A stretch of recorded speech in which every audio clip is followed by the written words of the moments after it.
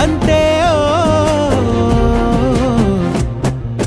కథలెన్నో చెప్పారు, కవితల్ని రాశారు, కాలాలు దాటారు, యుద్ధాలు చేశారు, ప్రేమలో తప్పు లేదు, ప్రేమలో